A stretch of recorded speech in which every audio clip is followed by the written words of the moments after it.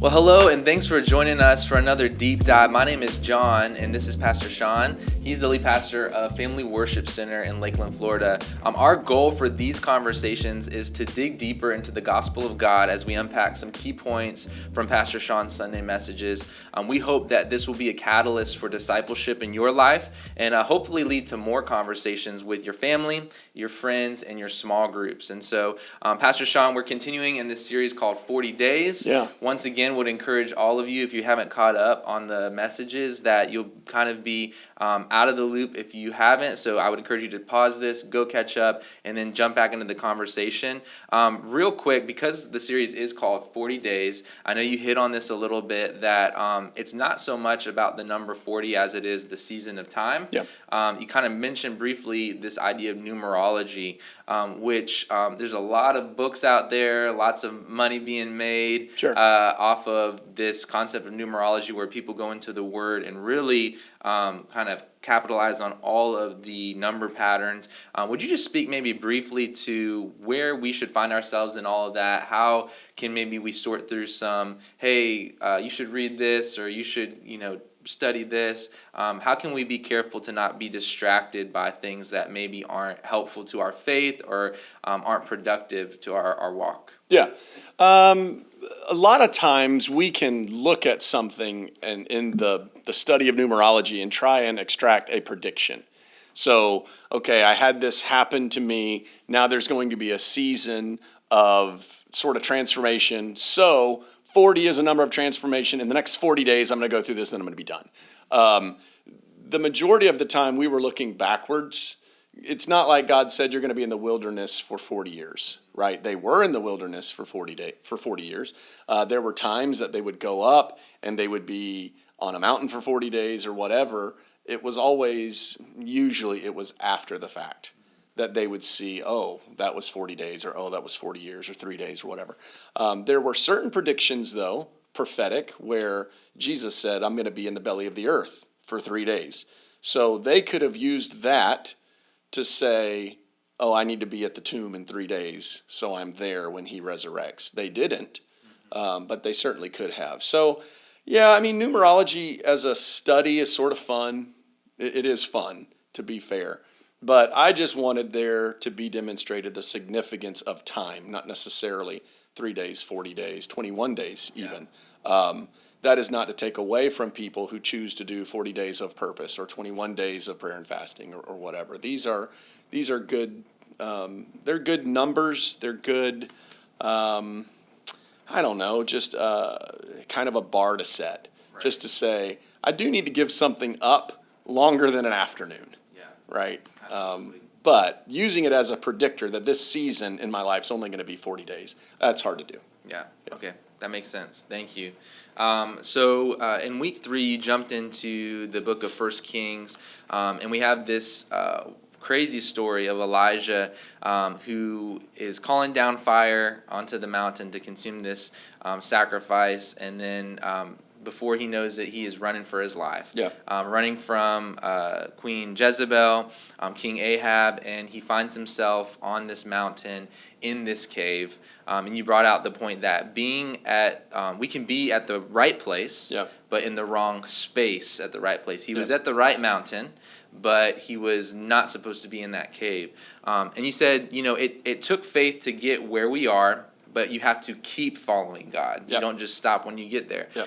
Maybe talk more about this tendency that we have to kind of go all in on following God to the mountaintops, to the mountaintop moments, but then we can kind of drift after we've experienced the breakthrough. Do you see this tendency maybe as a pastor and pastoring people, and then also maybe in your own life? Yeah. So, like in terms of pastoring, you set out to make disciples, right? But alongside of that, for us, is not just that we make disciples, but we also have a passion for the presence of God. Well, you can't just have one service where you worship escalates, you feel the presence of God, you're like, oh, we did it, that's it, and you kind of now let me go try all the other things. There is something to staying, right? And when you know you've hit the right place, now inside of that place, okay, I started a church, but inside of that place, what is the space that that church is called to fill? And it's not that it doesn't transition, but it's an evolution of what you always were. It's not like we wouldn't set out to be a church that experiences the presence of God and then 20 years later, okay, now let's be a church that we're not worried about the presence of God anymore. Now we're going to do this. It's how is your seeking the presence of God evolving? Yeah. So those are spaces within the place that we kind of move through. From a family perspective, it's probably the easiest when we think about marriage, because you choose someone, they say yes. We're going to assume that's the right place. That we know marriage is God ordained. You love her, she loves you. Great. God makes you one. Well, you can't 6 weeks later or 6 years later, like you have to grow, right? You have to evolve. And in that, we sometimes miss our marriage being in the right space. I heard this one time, and I thought it was a pretty good little axiom. And it's that there's a lot of times when women get married, they're expecting the person they marry to change, and he never does. And then guys get married thinking she's never going to change, and she does. And so we're like trying to find a different person. And I think we have to be very careful that we don't continue. We have to keep following God in our marriage, right? Like when you have kids, that looks different than when you didn't have kids. When your kids leave the house, that's going to look different than when your kids were there.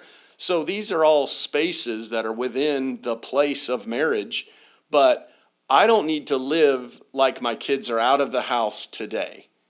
Like if I was trying to live a lifestyle with more maybe personal freedom than I'm giving to my family, that would be the wrong space today. And if I'm in that wrong space, now it's going to create discontentment in the place where I am, and I might seek to get out of the place where God has me. Same thing happens at work.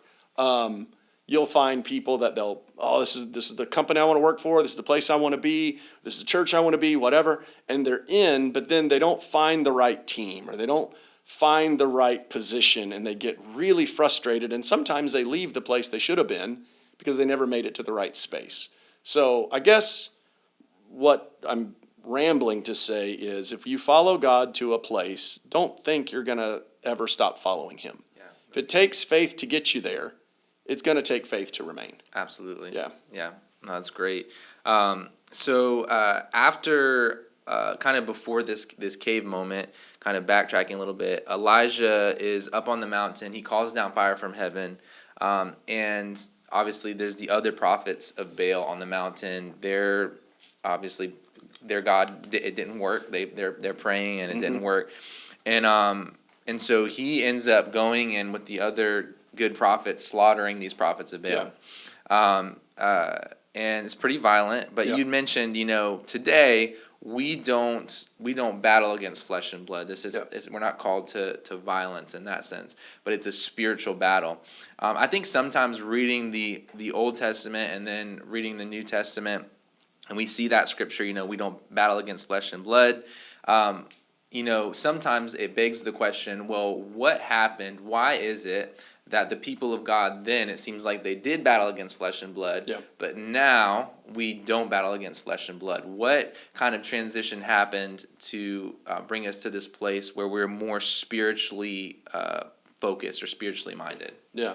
At the most practical level, at that time, God had a chosen people who were called to follow the law, and the nations were not chosen. Like there was the prophecy that would be in the future that those who are not my people, I will call my people. So there was a lot of battle between nations, which ended up being the battle between good and evil. Yeah. At the point that Jesus Christ was crucified and resurrected, and now all nations were called blessed, back to the prophecy he gave to Abraham, all nations weren't called blessed under the law. The Jewish people were blessed, but no one else was. Well, it's a little hard at a practical level, if we're blessed and people in another nation are blessed, why would the blessed fight against the blessed? Right. So now the focus for us isn't just maintaining a homeland. Now the focus for us is evangelizing. So that is, you have to love other nations. You have to love other people to promote the gospel to them. If I'm focused on defeating them physically, hurting them physically, I'm not going to be focused on their soul. So at just a practical level, we don't fight against other nations, Right. because now all the nations are called blessed, meaning we all have the potential to be blessed. Yeah. What is keeping them from being blessed? The strongholds of the enemy against them. So you're not going to fix that with war. I mean, we see that all the time. Well, nations will come against another nation, war-ravaged areas. It's just devastating to people, to families, to all the above. And at the end of it, it's not like evil is vanquished. Right. You withdraw from these areas 2 years later, 5 years later, it's worse than it was before you got there. So it's a bigger battle that we fight today. Yeah. So that is a spiritual war for their soul. Right. So it's like, that's where you need to focus. And that doesn't mean that we don't protect when, from a physical standpoint. Doesn't mean that we're not, it's not okay. Certainly it's okay for us to protect our homes. It's okay for us to protect our communities. That's what laws are for. So I'm not speaking against that. I'm saying these are two completely different issues. That makes sense. Yeah. Yeah. No, for sure. That's helpful. So to that point, Elijah sets things right. Yeah. And you kind of hit on this principle that before, so there's this famine in the land. It hasn't rained in a long time. And so before Elijah goes to pray and ask God for rain, he sets things right. He purifies the land, so to speak, with getting rid of all those false prophets. And you talked about this principle of first making things right before we go and ask God for whatever it is we're asking of Him. There's some other New Testament examples of this, so maybe you can speak to this a little bit, and we can talk about how far does that go in our lives. So 1 Peter 3:7, it says, "Likewise, husbands, live with your wives in an understanding way, showing honor to the woman as the weaker vessel, since they are heirs with you of the grace of life." And then he says, "So that your prayers may not be hindered." Yep. So he says, live with your wives in an understanding way, showing honor. And then essentially the principle is so that your prayers will not be hindered. Yep. Also in Matthew chapter 5, "So if you're offering your gift at the altar and there remember that your brother has something against you, leave your gift there before the altar and go first, be reconciled to your brother, and then come and offer your gift." So we see this principle in the New Testament as well, of this kind of getting some things in order first before we're either worshiping God or praying to the Lord. So where's the line in all of this? Because first of all, I think it's good for us to know, we shouldn't just be spouting out prayers to God while things are just a mess in our life, that we have some things we need to get in order. But does everything have to be just perfect before we ask God for anything? Because I imagine those that are a little bit more obsessive, over things might think, oh, well, I need to talk to this person, I need to fix this before I ever let out a prayer to God. So how do you navigate that as a believer? Yeah. It seems to me like So if I'm giving a gift, I'm giving a gift in thanksgiving for what God has already given me, but also in faith that He will multiply my seed sown. If there is something in my life that is hindering the receipt of a blessing, more than likely I'm aware of what that is. This isn't saying, it's not suggesting that we go and audit and write down every little thing we think we've done wrong that we might have left out there. If there is something that is we're thinking about this, like he says, you go to give it and then remember that your brother has something against you. And if we went before this, the reason why our brother has something against us is because we did something to him. So if I did something that now I know I've created division, and I'm going to give God something, and there remember that I've created division, He's saying that division is going to be a block between you and your blessing. So go fix it so that what? You can be blessed. Now, if you go back to the Old Testament, when he says that, do you think I really wanted sacrifice?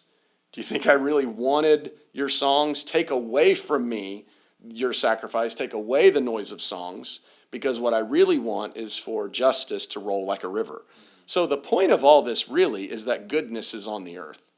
The reason why I remember I'm in a place of giving, I'm sensitive to the Spirit of God in this moment, because I'm in a moment of an altar moment, right? Yeah. I'm on a mountaintop moment. There I remember, oh, this is wrong. I need to go fix it. When I fix that, that fix is attached to some way spiritually this gift and the blessing. So does everything have to be perfect? No, everything doesn't have to be perfect. But everything that he brings to my remembrance in the moment of something absolutely needs to be perfect. Yeah. I don't want to say, no, it doesn't need to be perfect, so that we give people a pass. Right. I think we've gotten really sloppy in our lifestyles. When we talk about loneliness becoming an epidemic, yes, part of it is because of in the tech age, we've gotten used to being on devices more than in front of people. But we've also grown more offensive, where in our conversations, in our commenting, in our whatever, we're just creating separation. It's not good for us. We're stuck home, nowhere to go, because we've made everybody mad, right? So the idea of there being goodness on the earth, the idea of there being relationship, that's the bigger point than me giving something and receiving a blessing. As far as husbands and wives, I mean, that's a whole podcast to itself. I think it does need to be perfect. Mm-hmm. And by perfect, like, we should have enough conversation between one another that if my spouse is frustrated with me about something, we talk through it. Yeah. Like, that's what it means, live with in an understanding way. Why is there division here?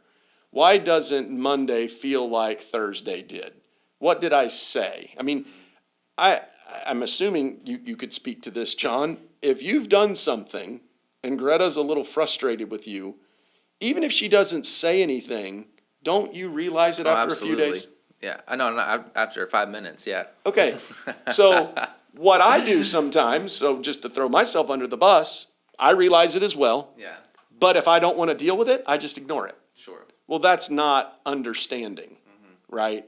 So I do think we should be perfect in this. I think as husbands, we should strive to have that perfect relationship with our spouse. I think we should work hard at it.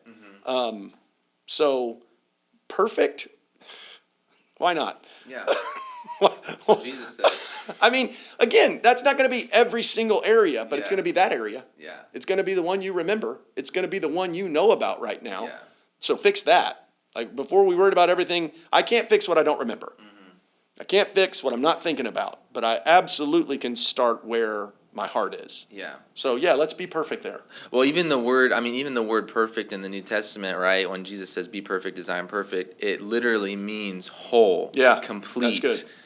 Matured, grown up. So I mean, Jesus is saying, like, hey, like, grow up in your marriage, like, grow up in your 100%. Relationships. And if it means whole and complete, then, like, that's where unity is going to be. Yep. That's where the blessing's going to be. So yeah, that's good. Yeah, and I love too where I think it's in Psalms where it says how beautiful it is where when brothers dwell together in unity. Yeah. And then it goes on to say, because that's where God commands His blessing. Yeah, absolutely. So yeah, if God wants to bless us, then obviously He's going to want us to get some things in order so that He can bless us. Yep. So cool deal. All right. Well, Ahab and Jezebel. So we have this letter to the church in Revelation. You talked about this. It's pretty intimidating, and I don't think pastors preach on it very often. Yep. And it's Jesus speaking. He basically says, I know your deeds, your love, your faith, your service, your perseverance. So all sounds great, and that you are now doing more than you did at first. But then he goes on and says, nevertheless, I have this against you. You tolerate that woman Jezebel, who calls herself a prophet. By her teaching, she misleads my servants into sexual immorality and the eating of food sacrificed to idols. And so kind of mentioned this idea of tolerating Jezebel even today. Yeah. Same spirit.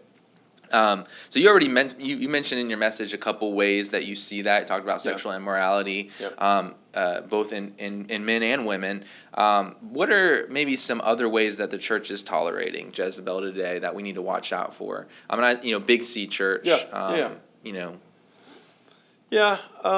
Anytime we are being deceived to step away from a command of the gospel, that deception has the potential to be the lure of immorality. It's when I say immorality, it's immoral to disobey God. When we're talking specifically, though, about Jezebel, or what, in the old days, you would hear the spirit of Jezebel. The Bible doesn't say it that way. Just you tolerated that woman Jezebel, which was a physical person in their midst who was teaching a doctrine that caused them to be immoral. Yeah. It's not that they were teaching immorality. They were teaching a doctrine that allowed for immorality.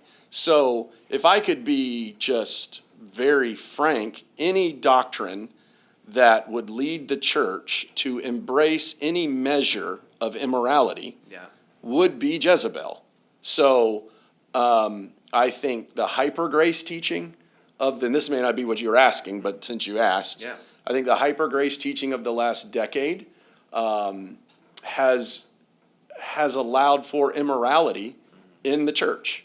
I think a focus on just filling seats in the name of evangelism, I think, has allowed immorality because we don't speak against sin, because if we do, it'll make someone uncomfortable, and then they might not want to come back. That's one way to look at it. Or we could look at it, thank God that person's in the room, and they're living a life that's about to destroy them, so I'm going to speak what the gospel commands, because I don't just want them to come back next week. I want their life to be transformed. They could come back every week, and if I never preach the truth, where are they going to experience transformation? Right? Now, I can hope, maybe they'll get it in their small group, or maybe they'll get it on Christian TV, or maybe they'll get it on a podcast. But I'll know if I speak the fullness of the gospel. So, the doctrine of the Nicolaitans was mentioned here.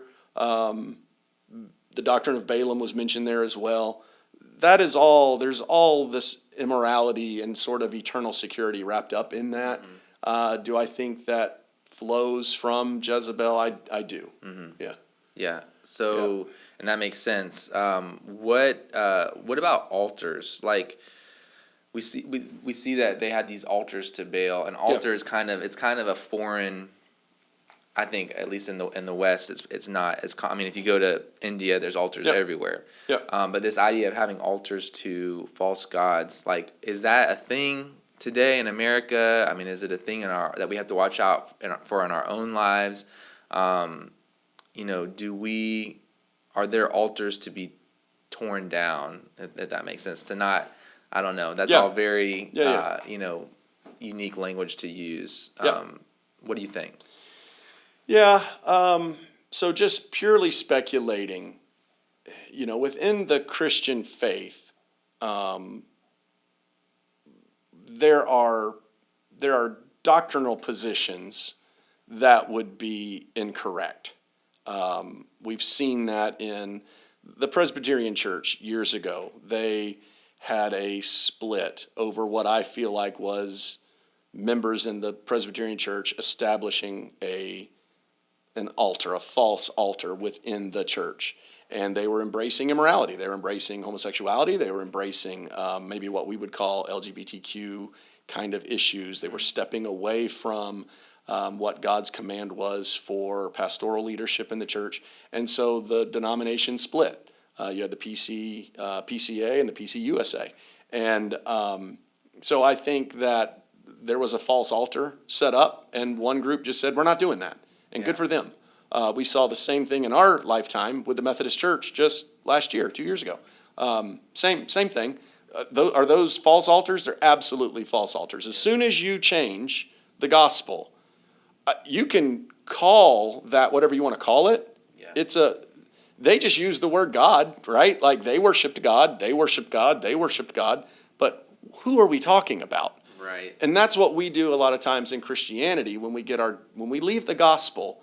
You can call it whatever you want to. Mormonism, that would be a false altar. Like I saw this the other day, it said Mormons are more tolerant of other Christians than Christians are of them. When they said other Christians, what they're saying is we're all Christians. That's actually not true. Right. That's a false altar. So, I think those would all be examples of false gods. Yeah. For sure. I guess anytime we create something in an image outside of what God's image actually is, and we put our affection and love towards that, our worship towards that, it could be an altar, a false altar in our life. Absolutely. Same with the food sacrifice to idols. I think that's another one that's kind of a foreign one. You kind of hit on this a little bit, but that was the other problem with the church in Revelation is the toleration of eating food sacrificed to idols. Yeah. I don't know that we fully understand that concept. At least I don't fully understand that concept. Like, because I don't have friends coming over serving me food that was sacrificed to idols. But what the principle behind that, right? What do I need to watch out for? Personally. Yeah, so I'm a little hardcore on this one. So I don't think that this was only a problem in 90 AD. So what would that possibly look like for us? The idea of food sacrificed to idols, it was a party, and the food was, yes, it was sacrificed, but what was the purpose of the sacrifice? So you would eat it. Like that's the whole point. They did what they did. They had a pig roast in front of this ungodly entertainment so that they could then eat the barbecue. Yeah.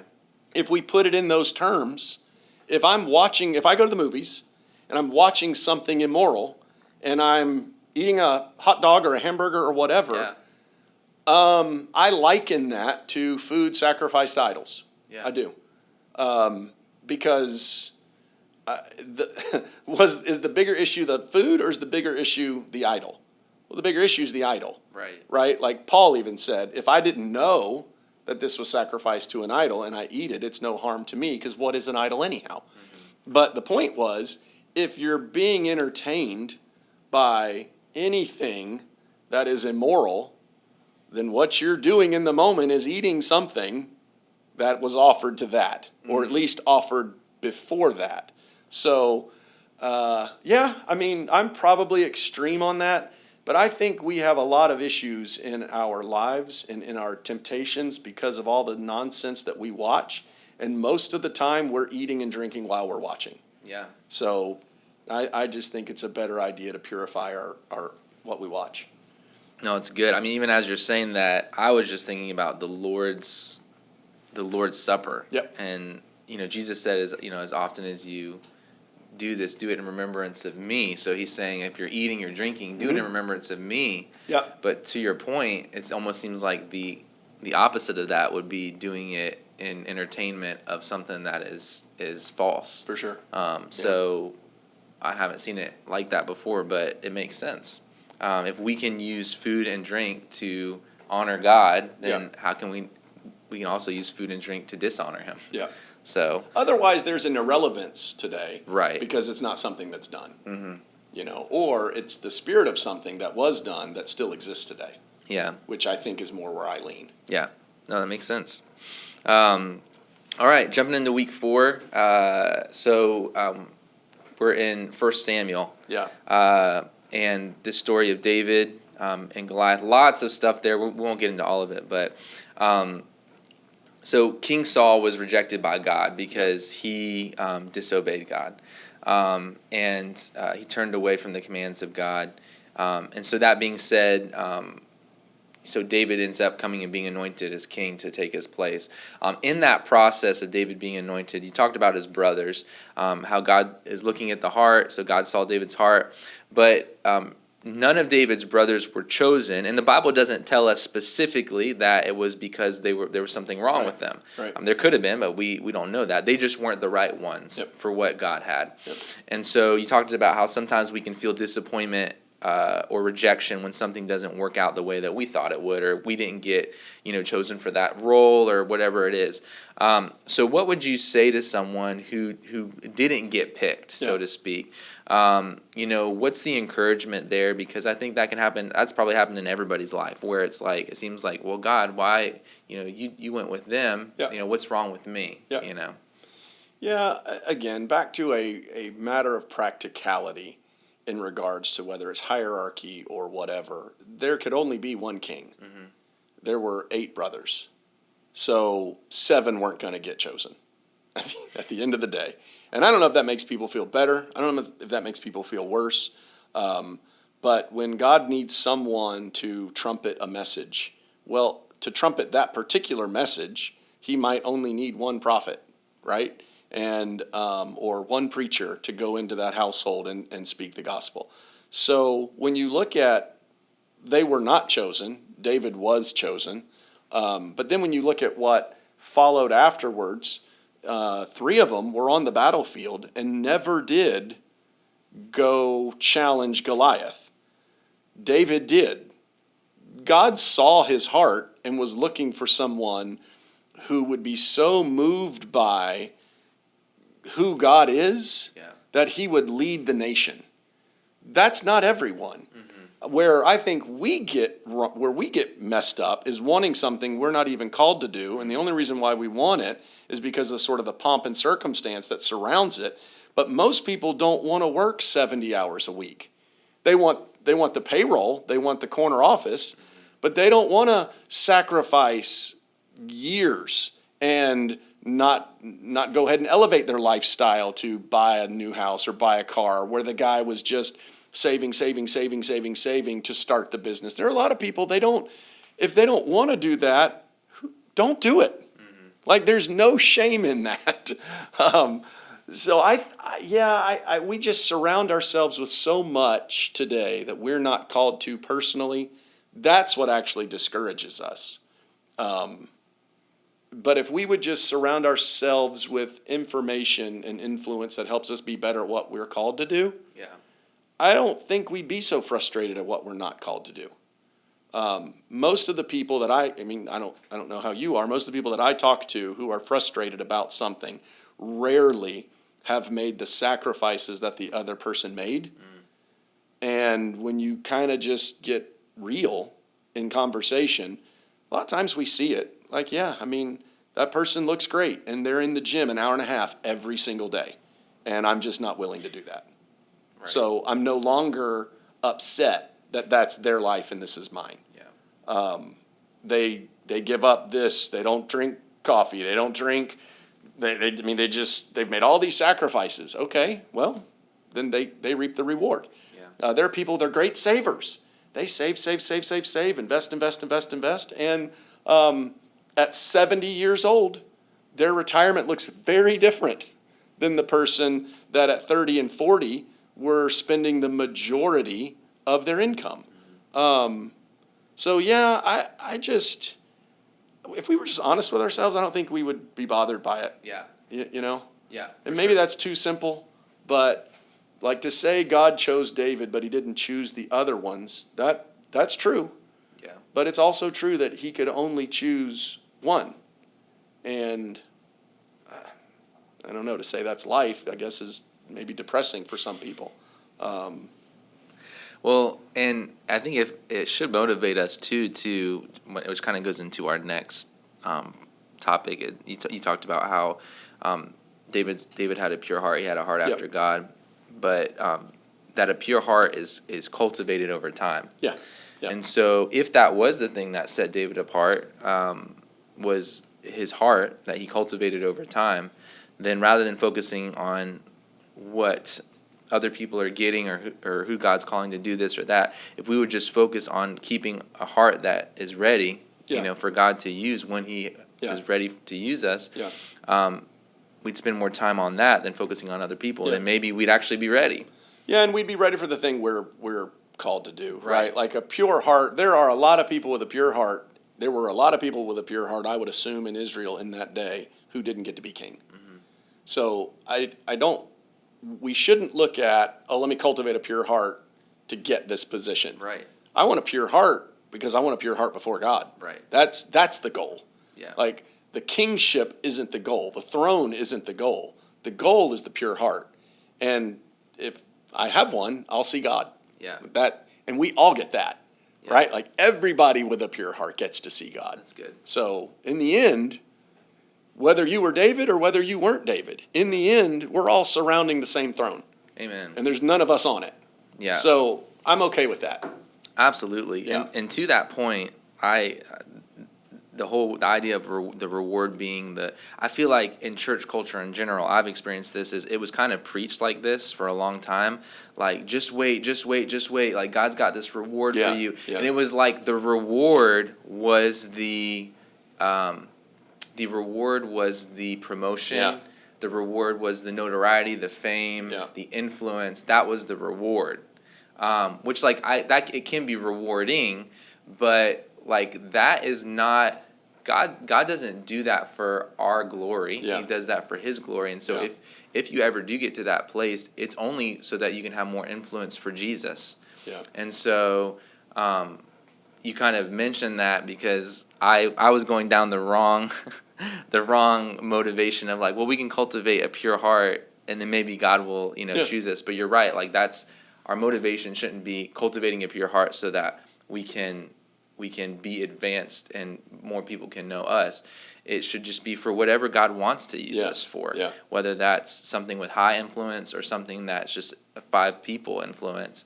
But yeah, I do feel like in church culture for a long time it was kind of preached like that, like at least like, one day you're going to get your reward and the reward will be more influence. Yeah. When in reality, like that's the reward is always just to be able to glorify Jesus no matter what. So that's a good point. All right. Well, you discussed, let's see, we'll finish this. Okay, let's finish on this. This is a great one. I think it's very practical. So following God will require us getting outside of what's comfortable. David was going back and forth to the battlefield. Yep. I think he was bringing his brother's food. He was serving Saul. He was tending the sheep. That was not his, like, he had no responsibility to be out there. He did not have to go fight that battle. Yeah. Like I don't even know that God had asked him to do it. Yeah. I mean, I don't know. Never says he did. Yeah. So, but he saw a need. Yeah. He saw a need. He saw the nation of Israel being put under and God being mocked. And so you talked about how following God will require us getting out of what is comfortable. I don't know if you actually said that, but I think I paraphrase it.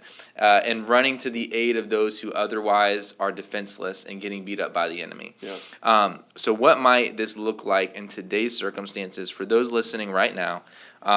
Or maybe an example from your own life. Yep.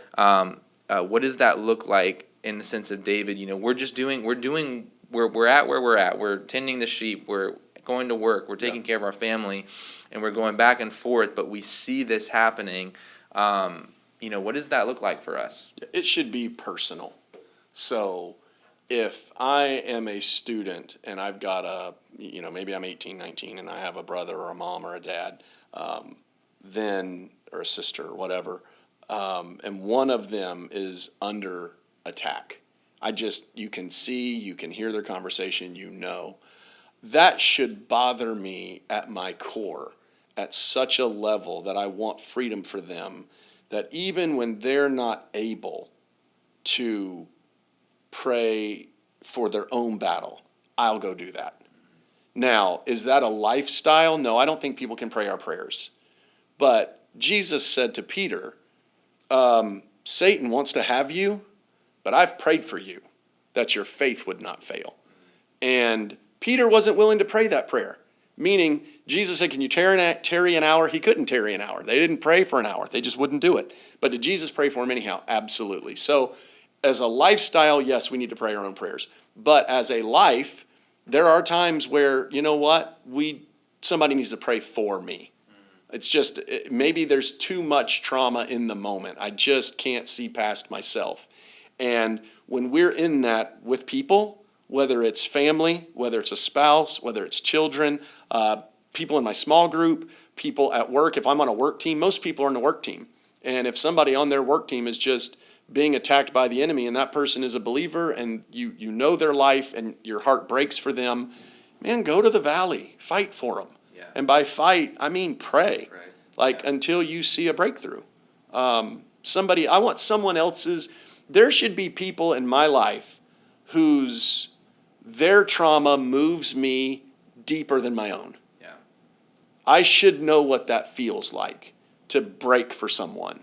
And yeah, that's the battle I'm talking about. That's the battle David engaged in. And to bring it full circle, we don't battle against flesh and blood anymore, so it's not a physical Goliath, but absolutely, like, we're called to go out, pick up some stones, some prayers, and launch them at some giants. So I think that's really encouraging. I know that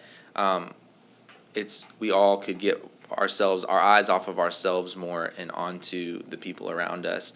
And so hopefully this leads myself and others as well to be more outward focused, to be able to pray those prayers for others. So that's awesome. Anything you want to add to that or anything we discussed? No, I think we're ready. All right. Well, guys, thank you so much for joining us today. Once again, we really do hope that you'll continue this conversation as you follow Jesus and as you lead others to follow Jesus as well. And we'll see you next time.